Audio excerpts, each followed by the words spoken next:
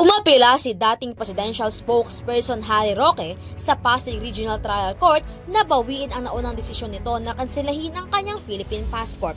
Sa kanyang motion for reconsideration na inihain noong December 9 at ayon sa ulat ni Kali Asahar ng Billionaire News Channel, ipinunto ni Roque na walang sapat na legal na basihan para ituring siyang fugitive o isang taong umiiwas sa batas. Giit niya lehitimo ang kanyang pananatili sa Europa dahil ginagamit lamang niya ang kanyang karapatang humingi ng asylum. Binanggit din ni Roque na nagkamali ang Pasig RTC Branch 157 sa pagpapalawak ng definisyon ng fugitive. Ipinunto niya na nagsumiti siya ng asylum application sa Netherlands noong 19 ng Marso bago pa man maihain anumang reklamo laban sa kanya.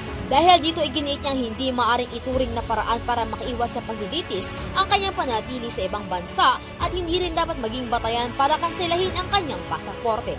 Matatandaang noong Nobyembre, ipinag-utos ng Pasig RTC Branch 157 ang pagkansela ng passport ni Roque at ilang iba pang akusado kaugnay ng kasong qualified human trafficking na may kinalaman sa iligal na operasyon ng Pogo na Lucky South 99 sa Porac, Pampanga.